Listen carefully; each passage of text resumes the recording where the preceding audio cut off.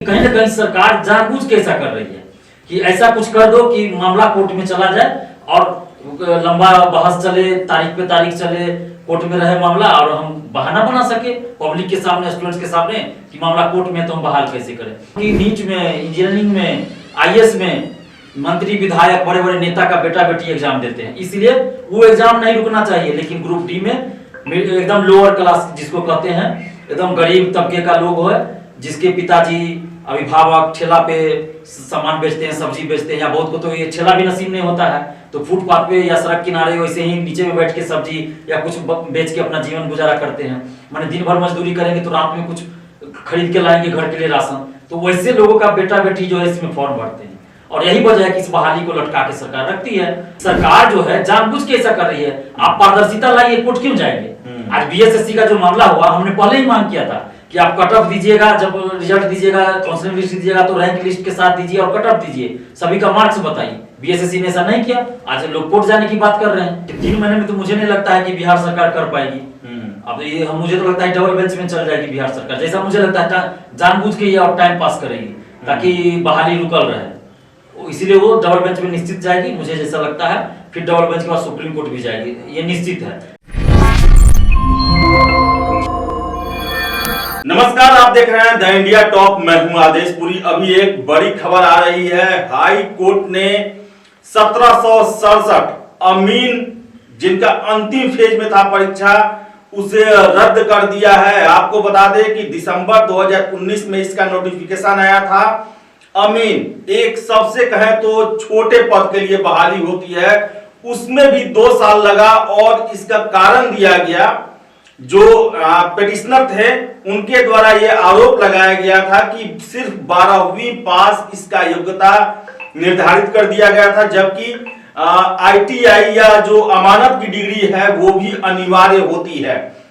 और इसी को ध्यान में रखते हुए न्यायाधीश पीबी बंजथरी ने इस पूरे बहाली प्रक्रिया को रद्द कर दिया है।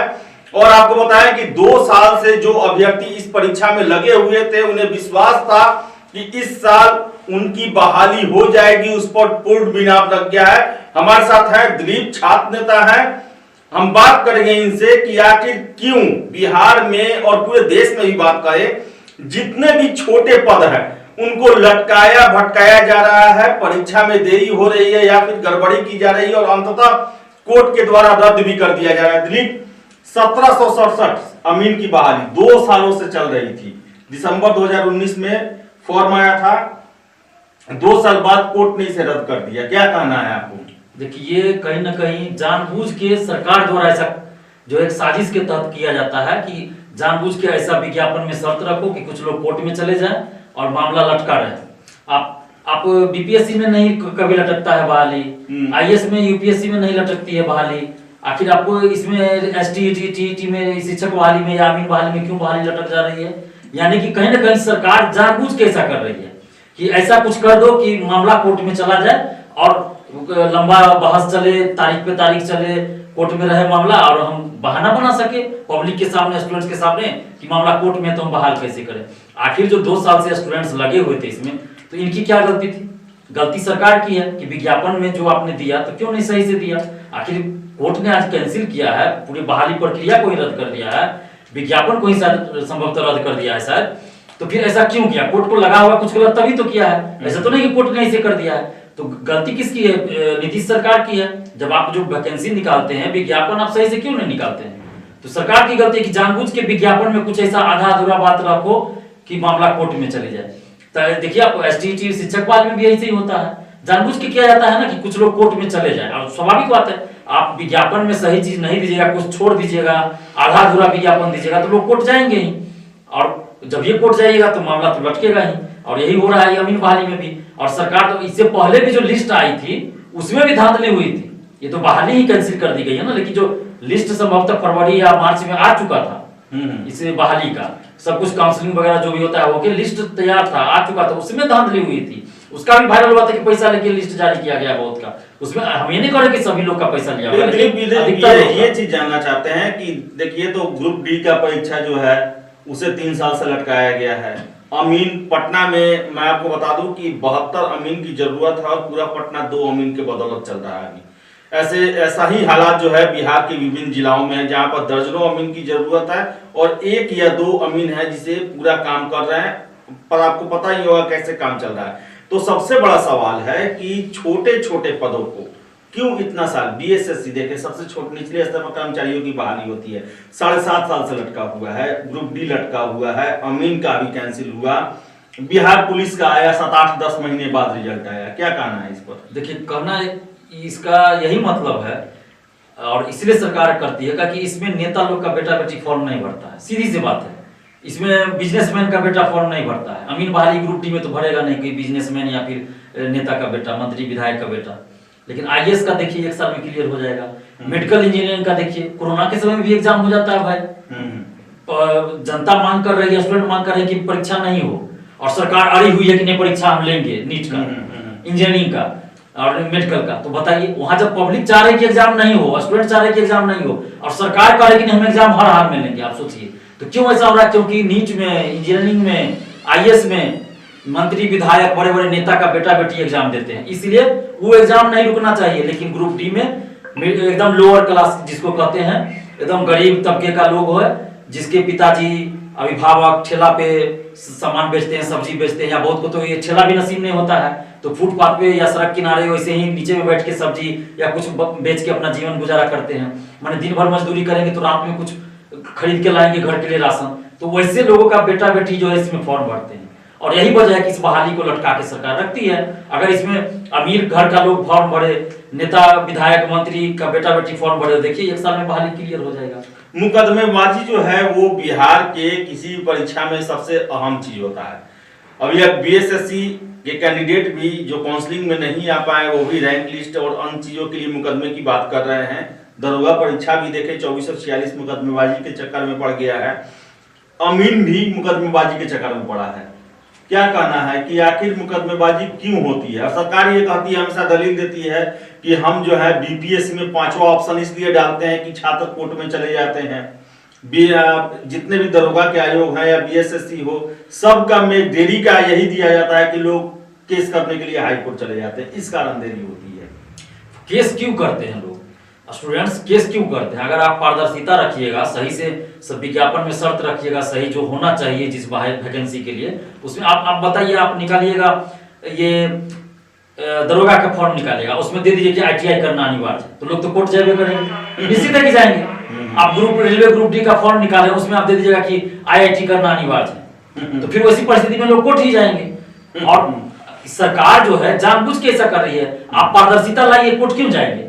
आज बीएसएससी का जो मामला हुआ, हमने पहले ही मांग किया था कि आप कट ऑफ दीजिएगा, जब रिजल्ट दीजिएगा, काउंसलिंग लिस्ट दीजिएगा तो रैंक लिस्ट के साथ दीजिए और कट ऑफ दीजिए, सभी का मार्क्स बताइए। बीएसएससी ने ऐसा नहीं किया। आज लोग कोर्ट जाने की बात कर रहे हैं, तो जाएंगे ही कोर्ट, क्योंकि उनको लगता है उनके साथ गलत हुआ है, तो आखिर जाएंगे कहाँ? दरोगा बहाली में देखिए ओएमआर सीट के कार्बन कॉपी नहीं दी जाती है, ना ही क्वेश्चन बुकलेट दिया जाता है, ना आंसर की जारी होता है, और रिजल्ट जब आता है तो मार्क्स नहीं बताया जाता है। आरटीआई से भी जब जवाब मांगते हैं, ओएमआर सीट की कार्बन कॉपी छाया प्रति मांगते हैं, तो अलग अलग जवाब दिया जाता है। कभी कहते हैं कि बहाली की प्रक्रिया पूर्ण नहीं हुई है, जब बहाली हो जाती है तब दिया जाता है जवाब कि आरटीआई के दायरे में नहीं आता है। अब जवाब आ रहा है कि नीलामी की जा रही है ओएमआर सीट की, इसलिए आप जवाब नहीं दे सकते। तो इसका मतलब कहीं ना कहीं आप गड़बड़ी की है, और यही वजह है कि लोग कोर्ट गए हैं। अगर आप उस समय जवाब दे देते, सभी को आरटीआई का भी जवाब दे देते, ओएमआर सीट की कार्बन कॉपी छाया प्रति आप उपलब्ध कराते, तो लोग कोर्ट नहीं जाते। आज कट ऑफ से ज्यादा मार्क्स होने के बाद भी वो कोर्ट क्यों गए हैं? क्योंकि आप उसको संतुष्ट नहीं कर पाए परीक्षार्थियों को, आपके जवाब से परीक्षार्थी संतुष्ट नहीं हुए, आप परीक्षार्थियों का ओएमआर सीट नहीं दिए, आप फिजिकल में मेडिकल जो लगाए थे उनका एडमिट कार्ड जारी करने के बाद भी आप परीक्षा नहीं, उसका फिजिकल टेस्ट नहीं लेते हैं, तो ये तो गुंडागर्दी हुई। तो आखिर जाएंगे कहाँ परीक्षार्थी? तो कोर्ट जाने के लिए तो मजबूर ये लोग कर रहे हैं। तो परीक्षार्थी को शौक नहीं कि वो पैसा खर्चा करे, आखिर कोर्ट फ्री में नहीं कोई जा रहा है, सबको पैसा खर्च होता है, वकील का फी देना पड़ता है, तो परीक्षार्थी वैसे भी गरीब होता है, तो वो कोर्ट क्यों जाएंगे? लेकिन मजबूर किया जाता है जब कहीं से न्याय नहीं मिलता है, सरकार किससे न्याय नहीं मिलता, आयोग के पास बार बार जाते हैं, वो नहीं सुनता है। जी पीवी बंजथरी जो हैं, जो जज हैं, उन्होंने पूरे मामले को कैंसिल रद्द किया है और 3 महीने में फिर से अमीन की बहाली पूरी करने का उन्होंने निर्देश दिया है, आदेश दिया है, जो डिपार्टमेंट इसका भर्ती करती है। क्या कहना है, हो पाएगा? देखिए 3 महीने में तो मुझे नहीं लगता है कि बिहार सरकार कर पाएगी। अब ये मुझे तो लगता है डबल बेंच में चल जाएगी बिहार सरकार, जैसा मुझे लगता है जानबूझ के ये और टाइम पास करेगी ताकि बहाली रुकल रहे। इसीलिए वो डबल बेंच में निश्चित जाएगी, मुझे जैसा लगता है। फिर डबल बेंच के बाद सुप्रीम कोर्ट भी जाएगी, ये निश्चित है। और ये बहाली को एकदम रोक के रखेगी सरकार। और जो जज अभी हैं, जो सिविल ये सब परीक्षा का मैटर से संबंधित सुनवाई कर रहे हैं, मुझे बहुत खुशी हो रही है कि ये एकदम क्रांतिकारी फैसला ले रहे हैं लगातार। और क्रांतिकारी फैसला ले रहे हैं, सही फैसला ले रहे हैं। इनको ऐसा होना चाहिए, क्योंकि हम लोग बहुत बार कोर्ट गए, हम लोग देखे हैं कोर्ट में क्या होता है, तो हमें कोर्ट पर से भरोसा उठ गया था। लेकिन अभी फिर से पटना हाई कोर्ट पे विश्वास जग गया है कि कहीं ना कहीं जो ये जज साहब आए हैं, जो संभवतः केरल के हैं, साउथ इंडिया केरल के ही है, बैजंत्री जी हैं, इन पे थोड़ा सा भरोसा अब जगा है कि शायद कुछ ना कुछ बिहार के युवाओं के लिए अच्छा हो सकता है। हम ये नहीं करें कि जो लोग सिलेक्ट हो गए उनके हम दुश्मन नहीं है, या उनके हम साथ भी कोई अहित नहीं होना चाहिए। हम ये भी करें कि जो लोग दरोगा बहाली में मेरिट से सिलेक्ट हुए हैं, उनके साथ भी किसी तरह से कुछ गड़बड़ नहीं होना चाहिए, अहित नहीं होना चाहिए। लेकिन जो लोग सेटिंग गेटिंग से गए हैं उनको बाहर किया जाना चाहिए, और जो लोग कट ऑफ से ज्यादा मार्क्स लाने के बाद भी असफल कर दिए गए उनको न्याय मिलना चाहिए। जैसे फिजिकल में जिनका एडमिट कार्ड जारी हो गया, या जिन लोगों ने मेडिकल के लिए आवेदन दिया था और आवेदन स्वीकार कर लिया और कहा गया कि आपका बाद में फिजिकल लिया जाएगा, उन लोगों को फिजिकल लिया जाना चाहिए था। लेकिन कहीं ना कहीं गुंडागर्दी किया गया। तो हम ये विश्वास है मुझे कि दरोगा बहाली में भी, 2446 दरोगा बहाली में भी कोई ना कोई क्रांतिकारी फैसला पटना हाईकोर्ट से आने वाला है, और हमें पूरी उम्मीद है। और हम तो चाहेंगे कि इस पूरे बहाली की सीबीआई जांच हो जाए, पीटी, मेंस, फिजिकल, फाइनल सब का सीबीआई जांच हो जाए, ताकि दूध का दूध पानी का पानी हो जाए, और जो भी इसमें संलिप्त है धांधली में सब उजागर हो और सब पे कानूनी कार्रवाई की जाए। और ये तभी संभव है जब जज साहब के द्वारा कोई क्रांतिकारी फैसला दिया जाएगा। अन्यथा बिहार सरकार तो कुछ करने वाली नहीं है। बीपीएसएससी के चेयरमैन तो ऐसे ही भ्रष्ट है, वो तो ऐसे ही गुंडागर्दी कर रहे हैं सुनीत कुमार, तो वो भी कुछ नहीं करने वाले हैं। लेकिन कोर्ट ही है जो इस मामले में कुछ कर सकती है। तो हम तो आग्रह भी करेंगे कि इसमें निष्पक्ष एकदम हो कोर्ट, जो बैजंत्री जी हैं एकदम इस पे सुनवाई जल्द करे, लंबा टाइम भी न खींचे, और जल्द से जल्द इस पे कोई क्रांतिकारी डिसीजन दे, ताकि इस पूरे बहाली की जो सच्चाई है वो सबके सामने आए। हम ये नहीं कर रहे हैं कि जो मेरिट से सिलेक्ट हुए उनको बाहर कर दीजिए, हम ऐसा नहीं कर रहे हैं। लेकिन जो सेटिंग से गया 25 लाख देके गया, उस सबको बाहर होना चाहिए। और जो भी इसमें संलिप्त है, चाहे वो नेता हो, मंत्री हो, विधायक हो, या फिर कोई अधिकारी हो, या फिर बीपीएसएससी के चेयरमैन सुनीत कुमार ही क्यों ना हो, हर किसी पे कानूनी कार्रवाई होनी चाहिए, और सबकी संपत्ति की जांच होनी चाहिए। और सबसे पहले तो सुनीत कुमार की संपत्ति की जांच होनी चाहिए, क्योंकि इस बहाली में बहुत घोटाला हुआ है, महाधांधली हुई है। और हम तो आग्रह करेंगे जो भी केस लड़ रहे हैं, जो स्टूडेंट्स हैं, वो लोग भी अपने अपने वकील से बोलिए कि जिस मुद्दा पे आप केस लड़ रहे हैं वो मुद्दा तो उठाइए ही वहां।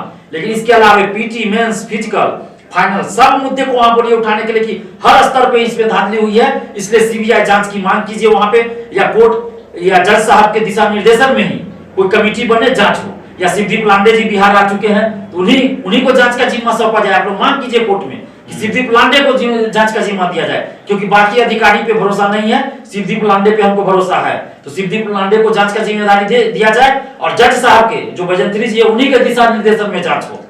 तो आपको बता दें कि अमीन की परीक्षा थी, 2 सालों से चल रही थी, और हाई कोर्ट के द्वारा जो है इसे कैंसिल कर दिया गया। और कैंसिल का आधार यह बना कि जो योग्यता रखी गई थी उसमें सिर्फ 12वीं पास का योग्यता रख दिया गया था।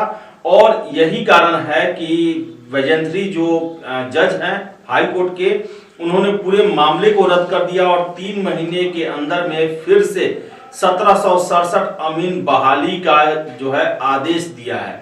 इसके साथ ही साथ आपको बताएं कि इन्हीं के कोर्ट में दरोगा का भी मामला है। तो दिलीप जो है उनसे काफी आशाएं रखे हुए हैं, और उन्हें विश्वास है कि दरोगा के मामले में भी क्रांतिकारी फैसला आएगा। हालांकि उनके द्वारा जो है 3 जनवरी तक ज्वाइनिंग पर रोक लगा दिया गया है। तो फिलहाल देखने वाली बात है कि आगे क्या क्या होता है। लेकिन इनके द्वारा लिया गया फैसला जो है वो छात्रों को एक परेशानी भी दे रहा है, तो सुकून भी दे रहा है। बहुत बड़ा वर्ग जो है सुकून भी महसूस कर रहा है, क्योंकि उनका आरोप है कि आयोगों के द्वारा, या भर्ती जो भी आयोग हैं उनके द्वारा नाजायज किया जा रहा है, अन्याय किया जा रहा है। तो फिलहाल इस वीडियो में इतना ही। वीडियो पसंद है लाइक शेयर करें, हमारे चैनल द इंडिया टॉप को सब्सक्राइब जरूर कर लें। धन्यवाद।